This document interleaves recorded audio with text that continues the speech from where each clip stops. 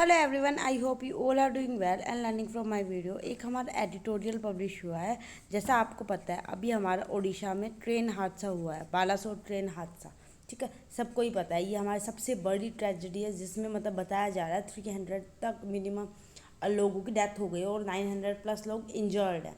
ठीक है, और इसमें क्या बताया जाए कि एक तरह से साजिश है।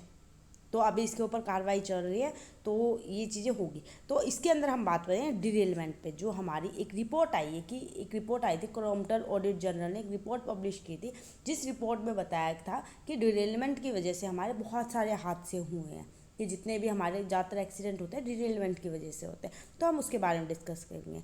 थोड़ा सा अगर आपको नहीं पता हो, बालासोर ट्रेन ट्रेजेडी जो थी वो 3 ट्रेन के बीच में हुई थी, जिसमें से एक थी मालगाड़ी और 2 हमारी थी, एक हमारी कोरमंडल एक्सप्रेस, एक थी हमारी हावड़ा एक्सप्रेस। तो इसमें क्या देखने को मिला था कि जो हमारी प्लेटफॉर्म होते हैं, लाइक आपको ये मेन लाइन होती है, ठीक है, ये 2 मेन लाइन होती है और यहाँ पे हमारी होती है लूप लाइन। ठीक है, दोनों साइड हमारे लूप लाइन होते हैं। जैसे हमारे रोड पे होते हैं नॉर्मल सर्विस लाइन होती है और मेन रोड होता है, वैसे ही यहाँ पे हमारे ट्रेन का सिस्टम देखने को मिलता है। तो इसमें क्या था, जो लूप लाइन पे ना एक हमारी मालगाड़ी खड़ी थी, गुड सर्विस। ठीक है, और यहाँ से हमारी आ रही थी कोरमंडल एक्सप्रेस। तो इसने क्या करा, ये लूप लाइन पे चढ़ गई और इसके बाद इसके मालगाड़ी के ऊपर चढ़ गई थी, जिसकी वजह से जो इसके ये थे ना डब्बे, ये डिरेल हो गए थे, मतलब पटरी के साथ ही उखड़ गए थे। और उसी टाइम पे यहाँ से हमारी कौन सी वाली ट्रेन गुजर रही थी, हावड़ा एक्सप्रेस। ठीक है, यहाँ से हमारी हावड़ा एक्सप्रेस जा रही थी, जिसकी वजह से ये इससे टकराई और ये ट्रेन भी हमारी बिखर गई थी। तो एक तरह से ये हमारी हादसा देखने को मिला है। तो इसमें क्या कहा गया है कि जो हमारा गवर्नमेंट मतलब लोग जो है अब क्वेश्चनिंग उठा रहे हैं, जो हमारा कवच सिस्टम है, कवच सिस्टम के ऊपर इसके ऊपर क्वेश्चनिंग उठाई गई है। अब कवच सिस्टम क्या होता है, जैसे इसमें कहा गया है कि अगर ये प्लेटफॉर्म है, यहाँ पे 2 ट्रेन आमने सामने आ रही है। ठीक है, ये 2 ट्रेन आमने सामने आ रहे, तो लाइक 5 किलोमीटर पहले ही, 5 किलोमीटर के डिस्टेंस में ही इन्हें पता चल जाएगा ट्रेन को, और ट्रेन बताए अपनी स्पीड को खुद से कम कर लेंगे और थोड़ी सी दूरी पे आके ही अपने आप को स्टॉप कर लेंगे। ठीक है, अब ये सोचोगे कि एक ट्रेन आगे चल रही है और एक पीछे आ रही है, तो अगर एक आगे चल रही है तो जो पीछे वाले हैं ना, थोड़ी सी डिस्टेंस के बाद ही अपने आप की स्पीड रोक के स्टॉप हो जाएगी और टक्कर होने से बच जाएगी। ये हमारा कवच सिस्टम है, जो कि मतलब 2012 से इसकी बात चल रही थी और 2022 से इसका इम्प्लीमेंटेशन स्टार्ट हो गया था। ठीक है, और इसमें कहा गया था 5000 किलोमीटर तक एवरी ईयर हम क्या ना है ये कवच सिस्टम इम्प्लीमेंट करेंगे हर जगह पे। अब इसके अंदर एक और क्वेश्चन उठा था, किसके ऊपर, जो हमारा इलेक्ट्रॉनिक इंटरलॉकिंग सिस्टम पे, कि हमारा इसकी वजह से भी ये हो सकता है इलेक्ट्रॉनिक इंटरलॉकिंग सिस्टम। अब ये हमारा क्या होता है, इलेक्ट्रॉनिक इंटरलॉकिंग सिस्टम हमारा होता है जो कि लाइक जो हमारी ट्रेन होती है, नॉर्मली जो हमारी ट्रेन होती है ना, उसके ऊपर क्या होता है, जो आप देखते हो ये हमारा प्लेटफॉर्म है, यहाँ पे बीच में ना ब्लैक कलर के 2 बॉक्सेस होते हैं, जो कि हर 1 किलोमीटर पे देखने को मिल जाते हैं, एवरी 1 किलोमीटर। ठीक है, और यहाँ पे ही हमारी लाइट होती है, जैसे हमारी नॉर्मल लाइट होती है ना रोड के ऊपर, सेम वैसी रेड लाइट्स होती है, रेड हो गई, ग्रीन हो गई, येलो हो गई। तो यहाँ पे कहा गया है इंटरलॉकिंग सिस्टम क्या देखता है कि अगर पटरी पे और कोई ट्रेन है और कोई आगे ट्रेन है या कोई सामने से आ रही है, तो यहाँ पे ना रेड लाइट शो कर देता है ये। बट अगर ये हमारे क्या नाम है, कोई भी ट्रेन नहीं होती, तो यहाँ पे ग्रीन लाइट शो कर देते हैं, जिसकी वजह से जो होते हैं हमारी ट्रेन आराम से चल जाती है। और अगर यहाँ पे क्या नाम है 5 सेकेंड है कि आपका आगे कोई दिक्कत हो सकती है, तो वहाँ पे येलो कर देता है कि आपको रुकना पड़ेगा। ये तो 3 कलर यहाँ पे शो किए जाते हैं। तो ये हमारी इलेक्ट्रॉनिक इंटरलॉकिंग इसके सिस्टम को हेल्प करता है, क्योंकि ये जो इलेक्ट्रॉनिक इंटरलॉकिंग सिस्टम है ना, ये पूरी प्लेटफॉर्म पे एक छोटी सी पतली सी वायर जिसके अंदर थोड़ा सा करंट पास होता है। ठीक है, वो पूरे प्लेटफॉर्म पे बिछा हुआ है, जितनी भी ट्रैक है ना, हर ट्रैक पे ये बिछा हुआ है। और जो हमारा स्टेशन ऑफिस होता है, स्टेशन मास्टर जो हर मतलब उस पर प्लेटफॉर्म पे होता है ना, वहाँ पे इसका पूरा पूरा एक सेटअप देखने को मिलता है। और इवन जो हमारी ट्रेन चल रही है ना, उसके आगे भी इसका पूरा सेटअप देखने को मिलता है।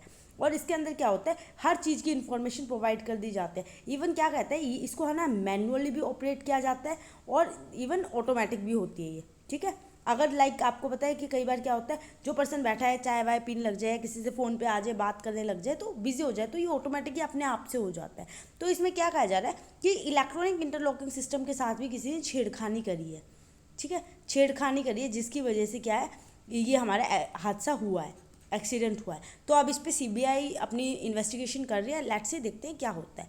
तो इसी के ऊपर ये हमारा पूरा बालासोर रेल ट्रेजेडी है, जो कि हमारी बहुत बड़ी ट्रेजेडी हुई है इंडिया के अंदर, जो कि हमारे टॉप 10 जो वल्नरेबल एक्सीडेंट है वर्ल्ड के अंदर, उसके अंदर हमारी ये इंडिया की ट्रेन ट्रेजेडी एड ऑन हो गई है।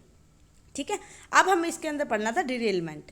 हमने बेसिक्स तो क्लियर कर लिया। अब जो होता है हमारा डिरेलमेंट क्या होता है, हम उसके बारे में बात करते हैं। तो जो हमारा डिरेलमेंट होता है, डिरेलमेंट होता है जो पटड़ी पे से, ठीक है, ये हमारी पटड़ी है, इसके ऊपर से जो ट्रेन जा रही है ये यहाँ से उतर जाते हैं, नीचे उतर जाते हैं, उसको डिरेलमेंट बोलते हैं। पटरी पे से ट्रेन का उतर जाना वो हमारा डिरेलमेंट होता है। तो ये पूरा इसके अंदर कॉन्टेक्स्ट क्या है, क्या कॉन्टेक्स्ट में ये बात कर रहा है कि जो हमारे दो चून को हादसा हुआ ना, वो एक तरह से डिरेलमेंट भी हो सकता है। मतलब बहुत सारी बातें हैं, कवर सिस्टम भी फेल हो गया, इलेक्ट्रॉनिक जो हमारे इंटरलॉकिंग सिस्टम है उसके भी ऊपर भी क्वेश्चन होते हैं। तो इन सारी चीज़ों पे तो इसमें जो सीएजी है, जो हमारा कंट्रोलर ऑडिट जनरल होता है, इसने एक रिपोर्ट दी थी 2022 में। उस रिपोर्ट के ऊपर आज बात चल रही है।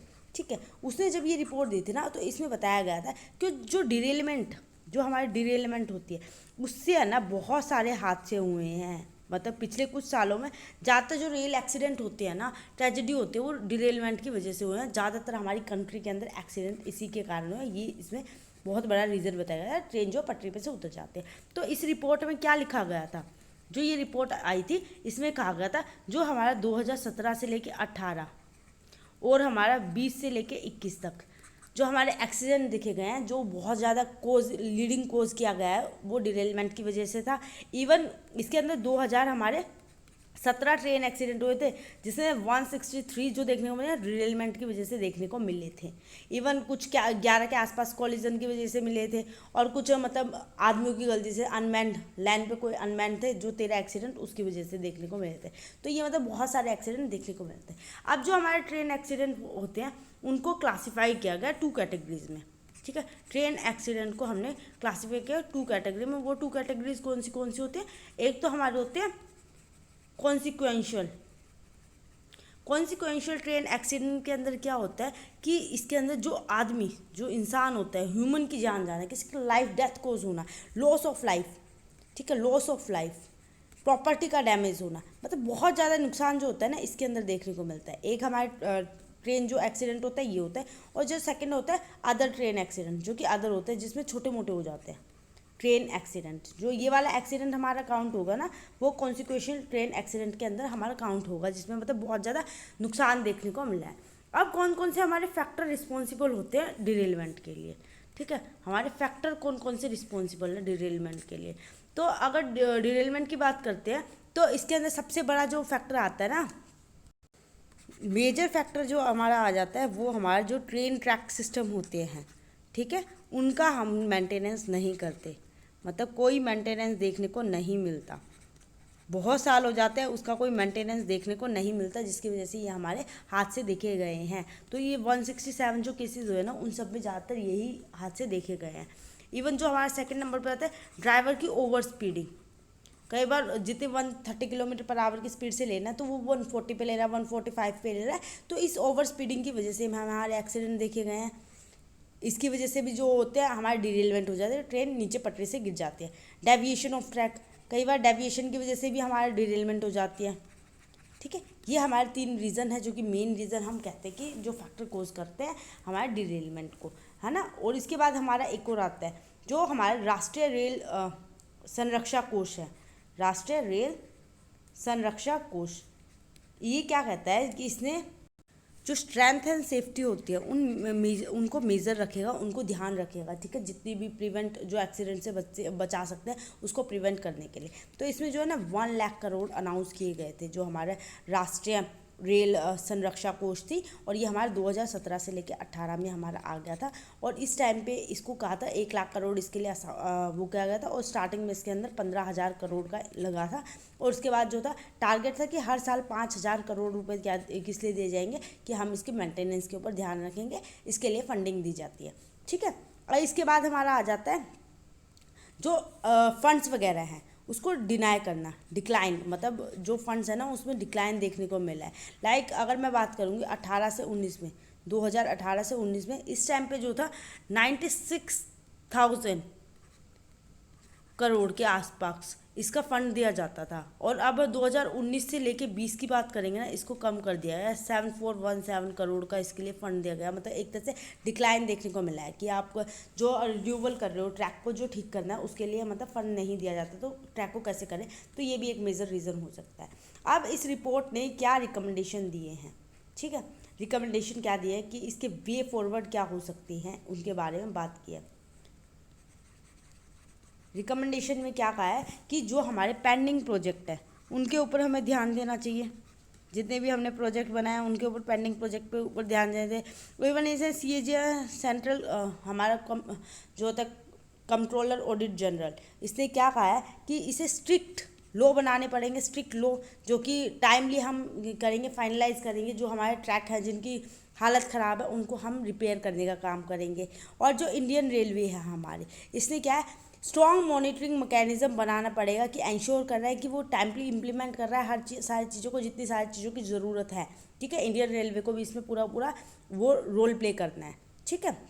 और जो CAG है वो एक तरह से फाइनलाइज करेगा कि जितनी भी इंक्वायरी वगैरह हो रही है रेल एक्सीडेंट पे, वो टाइमली हो रही है ना, जितना टाइम उसको लगना चाहिए। और इसमें एक और सजेशन दिया गया है, जो हमारा डाटा एनालिसिस और AI है, हम उसको इसके अंदर यूज़ करेंगे, ठीक है। डाटा और AI को, जो हमारा KI है, कवच सिस्टम है, उसको हम अच्छे से इम्प्लीमेंट करेंगे। तो ये इसके लिए इम्प्लीमेंटेशन दिए गए हैं कि आज के टाइम पे इतना AI बेस हो चुका है, इतनी सारी कंट्रियों में आर्टिफिशियल इंटेलिजेंस यूज़ हो रही है, तो हमें क्या है अपने कंट्री के अंदर भी इसको इम्प्लीमेंट करना चाहिए, और बहुत अच्छे से मतलब और देशों के हिसाब से हमें करना चाहिए, ठीक है। तो इस पूरी जो एडिटोरियल था, इसके अंदर पूरी कहानी है डिरेलमेंट के रिगार्डिंग। आई होप आपको पूरा एक्सीडेंट भी समझ आ गया कि कैसे क्या हुआ होगा, क्या इसके ऊपर क्वेश्चन निकल के आ रहे हैं, और क्यों लग रहा है कि ये क्या नाम है कि ये कोई साजिश हो सकती है। तो मैंने आपको सारी चीज़ें क्लियर कर दिया डिरेलमेंट क्या होता है। And thank you so much for watching my video. And अगर आपको कोई डाउट है, कोई क्वेरी है, तो आप मेरे को कमेंट सेक्शन में ड्रॉप करके पूछ सकते हो। एंड बाय बाय, मिलते हैं नेक्स्ट वीडियो में।